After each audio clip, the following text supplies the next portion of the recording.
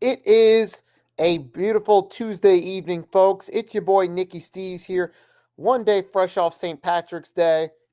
We had a big story drop from the Eagles today. I'm going to talk about the free agent moves a little bit. Let's dive right into it. Fasten your seatbelts for the realest Eagles Injector YouTuber!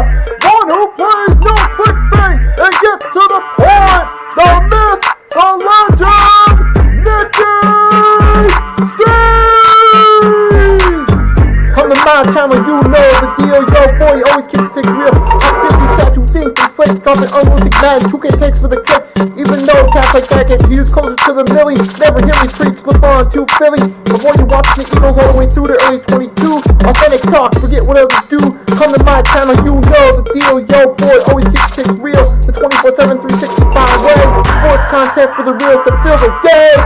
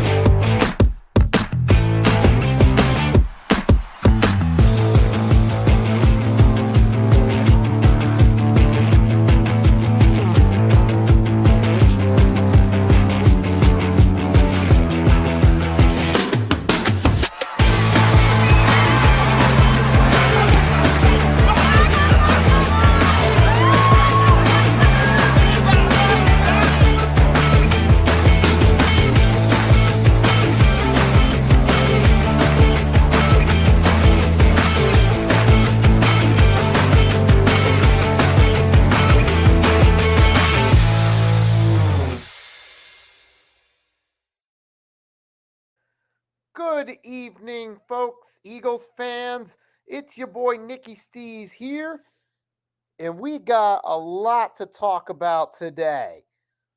So we talked this evening. Little G Griffith, thank you for joining me in the chat.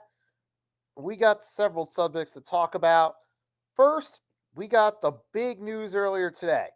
We saw it coming, but now it's been made official as of March 18th, 2025. That is that future Eagles Hall of Famer, Walter Payton Man of the Year nominee, and the player who came up with the key strip sack in Super Bowl 52 for the first Lombardi, has officially retired after 15 seasons in the National Football League. Brandon Graham calls it a day.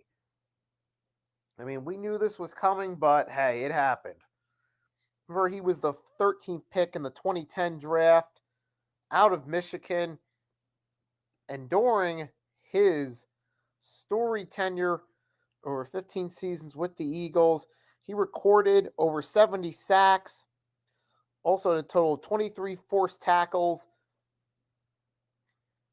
And throughout all the injuries, through all the ups and downs, Brandon Graham has remained loyal both to the organization and the community, being a multi-time Walter Payton Man of the Year nominee, on top of two-time Super Bowl champion.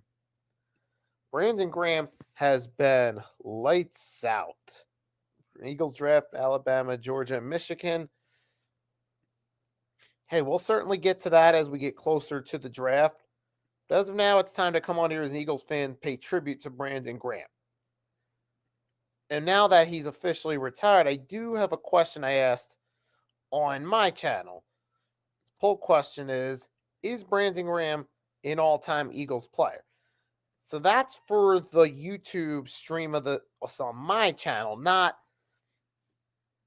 so on the Hardcore Sports Network, because I'm doing this on both the Nicky Stees and Hardcore Sports Network platforms. On the Nicky Stees platform, live there's a poll asking if you think Brandon Graham's an all-time Eagle.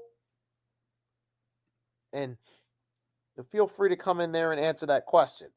Now, throughout his career, like I said, two-time Super Bowl champion, second-team All-Pro in 2016, he did make a Pro Bowl in 2020. Throughout his college career, he's a Big Ten Most Valuable Player 2009, first team All-American, first team All-Big Ten. Then he was a second team All-Big Ten in 2008. All those accolades during Brandon Graham's time. I mean, Brandon, he's been there, been in around football his whole life, from high school to college at Michigan to the NFL with the Philadelphia Eagles. He went from 2006 to 2009 for the Michigan Wolverines. And during his time with them, he made quite an impact. Like I said, multi-time All-American player. His stock was high. He was one of the top defensive players going into that 2010 NFL draft. And he got drafted with the number 10 pick to the Philadelphia Eagles and never looked back. From recording his first sack against Sean Hill against the Detroit Lions his rookie year, also sacking Jay Cutler, Brandon Graham never looked back at all during his tenure. And during that time right there, his career high in sacks came in 2022 with 11 sacks, 1 year removed from a season-ending torn ACL in Week 2 of the 2021 season. Graham came back 2022, recorded a career-high 11 sacks, and to all intents and purposes should have won the Most Valuable Player of the Year award. In his career, he should have won the Comeback Player of the Year over Geno Smith in 2022, coming back from that torn ACL. But it is what it is. I'll still consider, in my view, Brandon Graham the 2022 Comeback Player of the Year. Later in his career, after torn ACL, to record his highest for career sacks, that's a hell of a comeback in my books. And then you had most forced fumbles he had was 4 in the 2014 season, where he played all 16 games.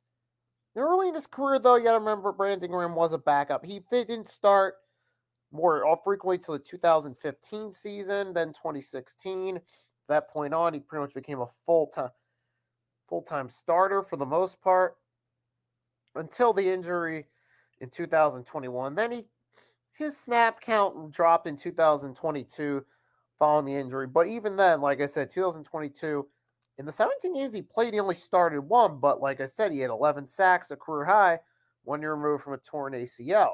Then 2023, he came in at 5. He played in all 17 games. His tackle numbers were only at 16, but, it is what it is. Then the final year, we know he ruptured his Achilles early in the season in 2024. It looked like he wasn't going to play his final season, but then, voila, Brandon Graham came back and he still played in the Super Bowl and got to finish with the Lombardi Trophy and got to record a late-game tackle. Brandon Graham has a long, storied history with the Eagles, but it's not just on the field, too. Off the field, Brandon Graham was a great accomplished man off the field, not just as a player. Talk about his Walter Payton Man of the Year nominees. And I'm going to share the screen with you guys. And we're going to share you guys. We're going to hear you guys can see about Brandon Graham and in what he did off the field, his accolades off the field. He was a Super Bowl champion, Pro Bowl selection, raised third all-time on Eagles sack list with 76.5. It's another key stat as well, but let's get to his off-the-field credentials.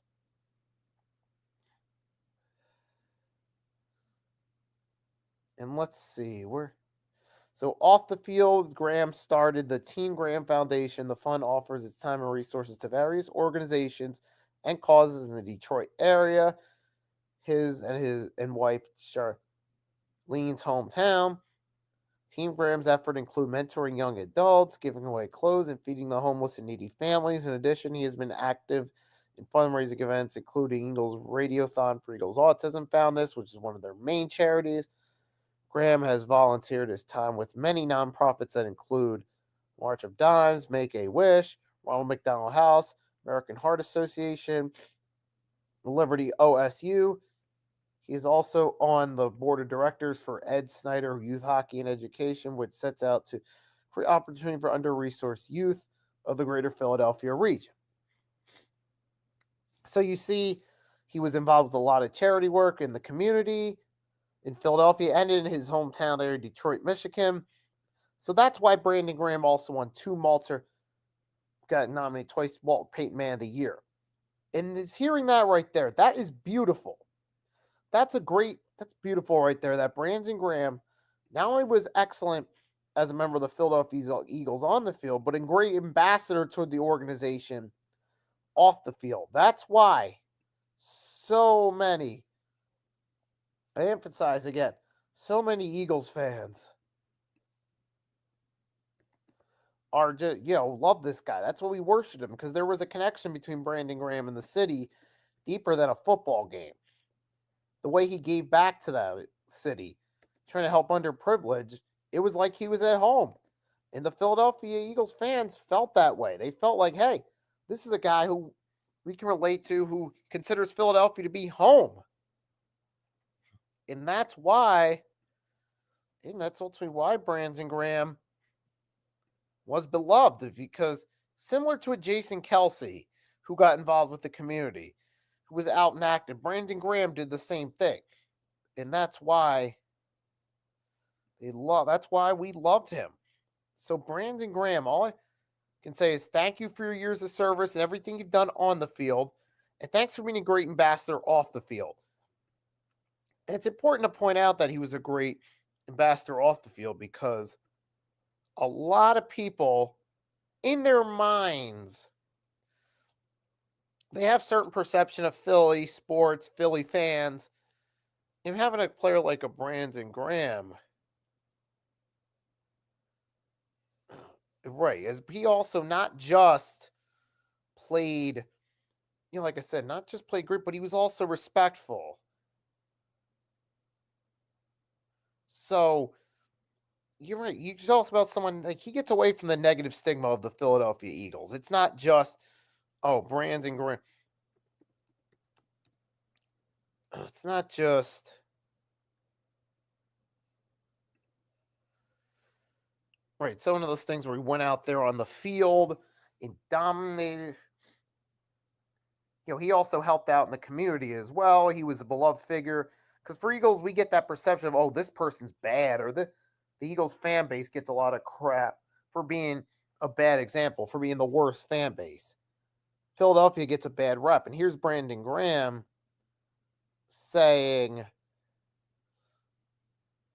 that, hey, here's Brandon Graham coming in, helping out, doing the opposite. He's not just being someone he's not feeding into the negative stigma of Philly sports. He's not going along with all the negative stigmas that come with Eagles fans. He's a great ambassador off the field, and that's why we loved him. We were proud to have Brandon Graham as a teammate. He wasn't like a Pac-Man Jones getting arrested every week. He wasn't going around causing, he wasn't going around getting involved in baby mama drama with different baby mamas. He wasn't having 5 or 6 kids.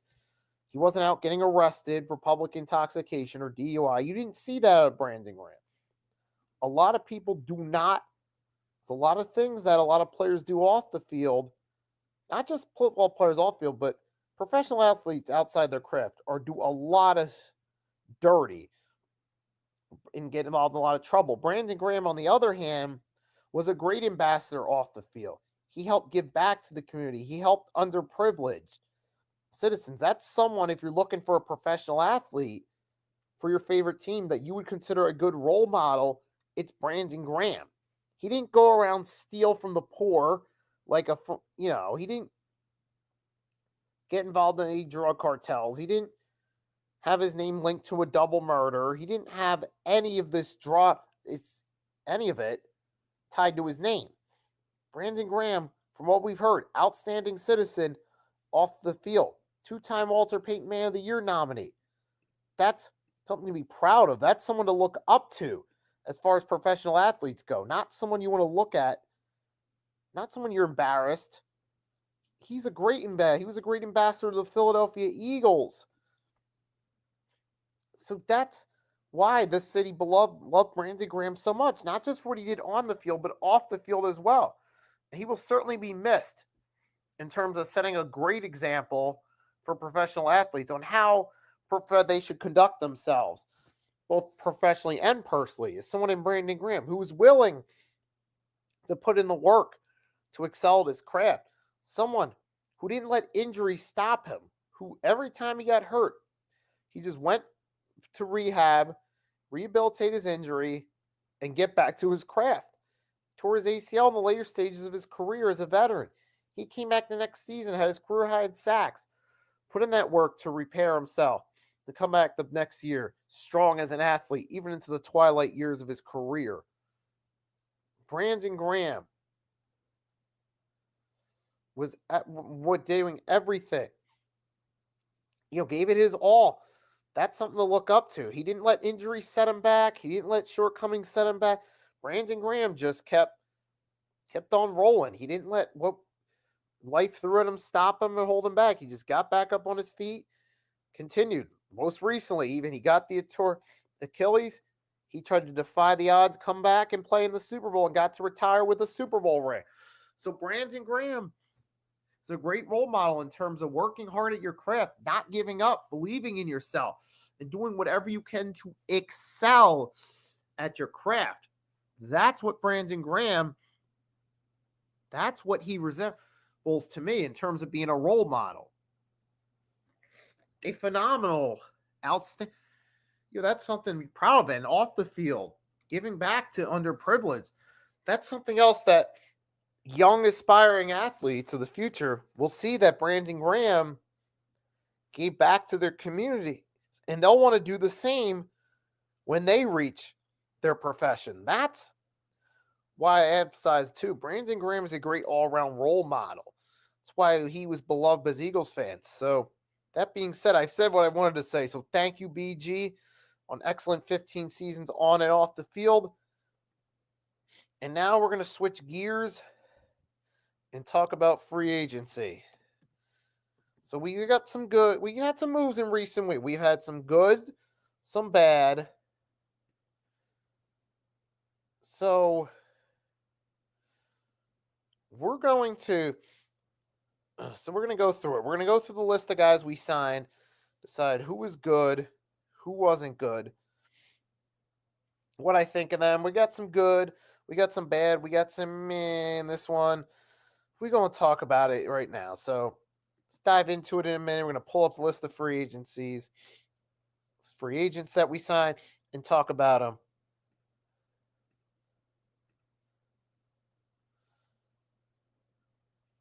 You got our recent one, linebacker Azeez Al-Julari from the Giants.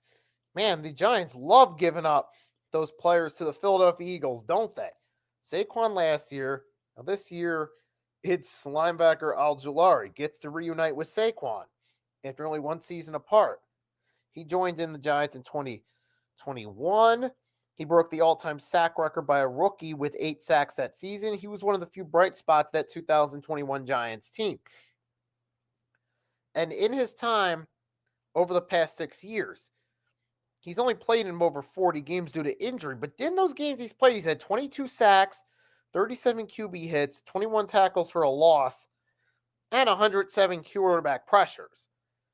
But that goes to show you that when he's on the field, he can be a big game changer for them on the field. That's what this is showing right here. This guy could help out with their linebacking core. Obviously, though, Zach Bond's going to be the main guy. But now you got to wonder, will a change in scenery help Al-Julari stay healthy? But because it's kind of like a low risk, low reward type of signing. And the reason why is because as good as Azeez Al-Julari is, he's dealt with the injury bug throughout his career, and that's prevented him from accomplishing more. Like we said, excellent at getting pressure to the QB when healthy, excellent at being a rushing linebacker when he's on. But question is, can he stay healthy for a whole season? And so we're going to have to wait and see right there. You got Kylen Granson. He's mainly brought in to help with the tight end room because there have been several tight ends we signed, though. You got Granson is one of them. You got Harrison Bryant's another one. And it's creating a loaded tight end room, which makes me wonder, are the Philadelphia Eagles possibly considering trading away Dallas Goedert? Here's the reason why I asked that. I proposed that question because we got a lot of tight ends in the room now. And we've heard the rumors about Goddard possibly getting traded, but here you are. You got two more tight ends being brought in the tight end room. We got a crowded tight end room there in that Philadelphia Eagles locker room, which makes me wonder, are they setting up to trade Dallas Goedert, considering they're going through with so many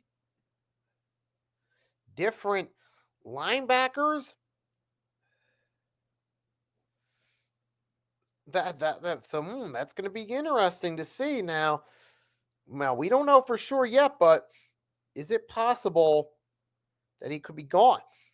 Time will tell on that one ultimately, but we're going to have to see. But not the ones that catch my, but you got Avery Williams, a kick returner, punt returner, because he could be there to help fill that void as a return specialist. Avery Williams, he's a solid return specialist. We'll have to see what happens there. And you got Patrick Johnson, outside linebacker, during his 49 regular season games. Right. He was with the Eagles for a period of time. He's back now. During his time, he had, he had 20 tackles and 3 QB hits, 11 quarterback pressures, 15 special teams tackles. Patrick Johnson's a solid guy that can help on special teams. And then you get Adoree Jackson. Adoree Jackson's another interesting case. The former Tennessee Titans and New York Giants defensive back, who wasn't the best player, who wasn't the greatest defensive back, but he could be another solid replacement for an Isaiah Rodgers. Now, obviously, Quinyon Mitchell's going to be number one, but Adoree Jackson, maybe he could be a decent number 2 option for the Eagles, that were a good replacement for Isaiah Rodgers, which I'll get to in a second, because we lost Big Play Slay. We lost Isaiah Rodgers. We certainly need someone to fill that void. Adoree Jackson could be decent. Charlie Hewlett, we needed a guy to replace Rick Lovato. We're going to see how it happens.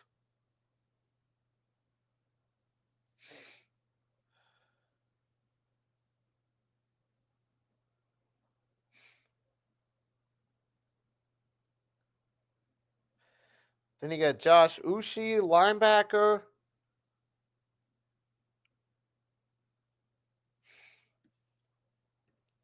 And you got Josh Uche coming from originally the New England Patriots and then the Kansas City Chiefs. And so Uche, he was with the Patriots for a few years. He had his breakout year in 2022, one of the bright spots on that defense. Now, he hasn't been consistently that special, but Uche could be a decent rotational piece for the Eagles. That's a low risk, low reward, hit or miss signing right there. Harrison Bryant, I think he's mainly there from the Raiders for competition for the tight end room. Kenyon Green, the guard from the Texans we acquired in the C.J. Gardner-Johnson trade. I don't know, man. I don't know. I mean, we'll have to see. I mean, he doesn't do anything to really spark it to my eye. Hasn't really done anything to really like the raw entire. He's just a depth piece.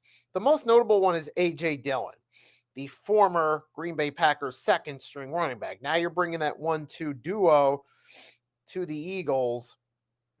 Now this could be a good signing for A.J. Dillon to be a backup, a second string back. He was a good second string back with the Green Bay Packers. Now we'll have to see what he does with the Philadelphia Eagles. That one remains to be determined. But this could either work out really well or not so well. But remember, the thing is with A.J. Dillon, the risky part is he's off a year. He missed a whole year of football due to the injuries. So be curious to see if A.J. Dillon can come back and still be the same player for the Eagles that he was as the second string back for the Green Bay Packers. So we're going to have to see on that one. Dorian Thompson-Robinson, he was swapped in a trade with the Browns. Browns acquired Kenny Pickett. It's just a swap of backups at this point. And looking at this list, Azeez Ojulari, there's plenty of potential upside if the young man can stay healthy. Maybe he could make a run and do something with it. But we know that when he is healthy, he's going to contribute on the field. Kylen Granson's a decent tight end for the Colts. I mean, he could be a decent number 2 option if, a decent number 2 option. He had 86 receptions for 958 yards and a touchdown in the 62 regular season games he played. You got Patrick Johnson. Like I said, he's a solid comeback option. Adoree Jackson could be a nice second option. Outside of that, you got Avery Williams, kind of maybe all right. Long snapper, Charlie Hewlett. Hey, it's a long snapper. I'll take it. Joshua Usi, I think, could be decent. A.J. Dillon could be nice. Harrison Bryant, just, maybe to fill a spot in the room. Like I said. But then the one that I don't really care about, like Kenyon Green and Dorian Thompson-Robinson don't really impress me as much. It is what it is. So those are my thoughts on some of the signings. But as well, it's also important that the Eagles also trade.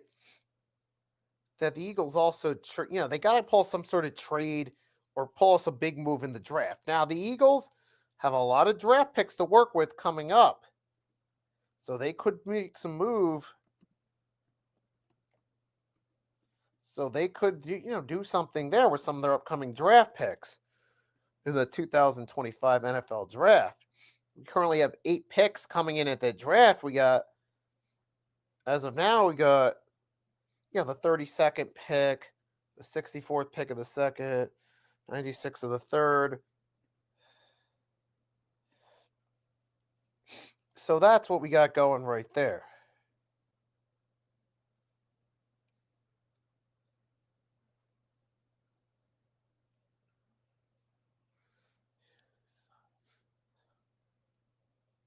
So we could do something with those picks right there. Maybe we invest in the secondary. Maybe we invest, I don't know, we got to invest on the line a little bit. Like, we still got to get someone in the offensive line and then the defensive line. We got to use the rest of the draft or free agency to try to get somebody.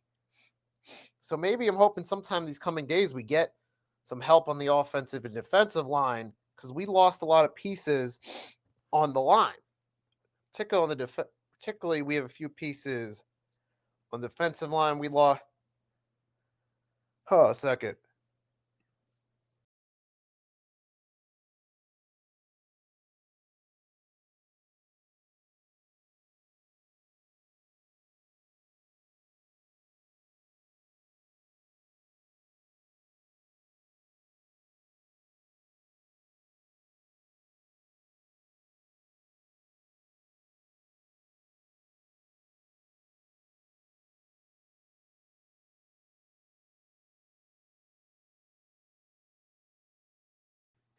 All right, I'm back for a second away. Now we're going to talk about the Eagles' departures and tie this into what I was going to say, why we need to get someone else, at least get another name on both the offensive and defensive line.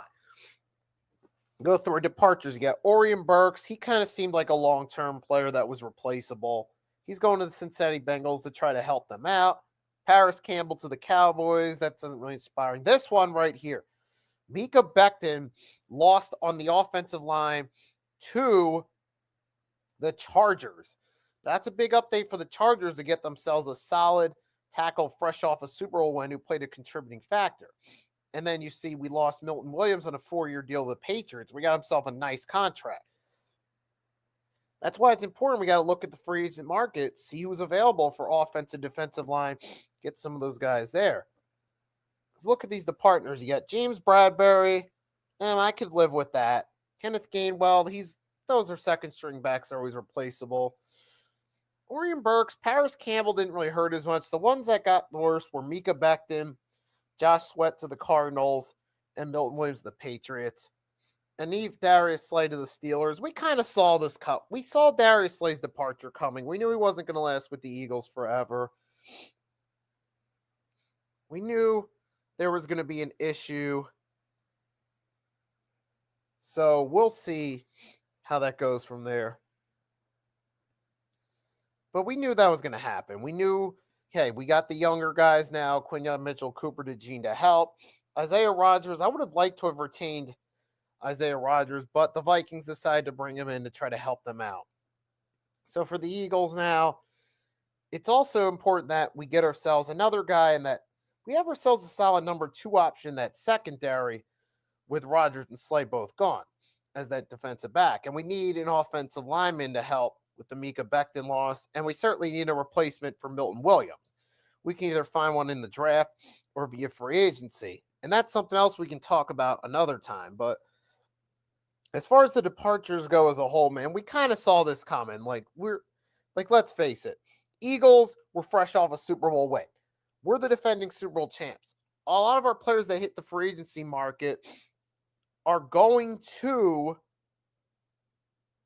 be the top draws on the market because they look at this, these guys were contributors to a Super Bowl win for their previous organization. Guys like Milton Williams, Mika Becton were high on teams' free agent chopping list. That's just the way, it's the territory that comes with winning a Super Bowl. Remember the previous time. Remember we had LeGarrette Blount hit the free agency market following the Super Bowl win the first go around. You also had, who was it from Buffalo? Was it Ronald Darby that hit the market right afterward? No, Patrick Johnson was another one who hit the market fresh off the Super Bowl win. Brent Selleck will hit the market to the 49ers. The point is, when you go make a deep run to the Super Bowl, win or even lose, a lot of your guys are going to go elsewhere. Javon Hargrave after 2022, Miles Sanders gone. It happens. So it's not really a surprise necessarily that we lost a lot of players. It's just, what do we do to bounce back now? What do we do to get? Who do we get to get these different guys? So let's see. So we're going to have to see what happens next. Now, we do need, like I said, we need to focus on the offensive defensive line. At least get one suitable guy on both sides. And that could be something else for another video at another time. So I'm probably going to upload a video maybe later this week giving my thoughts on who are guys the Eagles could realistically target to be a replacement for Mika Becton on the offensive line, or guys the Eagles could realistically target to be replacement for Milton Williams on the defensive line. So that's all I really got right now. Remember, it's still March. There's still plenty of time. You still got the rest of the week, the remainder of the month, the draft. Anything can happen. The roster could be still changed drastically between now and the start of the regular season. So we'll have to see what happens. So that's all I got for you guys for tonight. To everyone that tuned in, thanks for tuning in. Hope you enjoyed this stream. If you haven't done so already, make sure to drop a like and subscribe on all platforms. We're doing this on my channel and the Hardcore Sports Network. So with that being said, guys, I appreciate you guys rocking with me for the night, or catching this on the replay some point during the day, maybe at your job, or sometime at night after work. Whether you watch this live or on the replay, thanks for your support, man. If you haven't done so, drop a like, subscribe to all platforms, the Nikki Stees and Hardcore Sports Networks. Here's the link to the Hardcore Sports Network channel. We got plenty of sports content being dropped. All sports, football, basketball, baseball, hockey, boxing, mixed martial arts, all of it being done on the Hardcore Sports Network. And here's my channel right there, mostly stick with NFL and NBA, Eagles 76ers related content. So if you're a Philly fan or an NFL and NBA fan, make sure to subscribe so you don't miss out on my videos. So that's all I got for you for now. Hope you all have a great rest of your night or day. Until next time, it's your boy Nicky Steve signing off. Peace.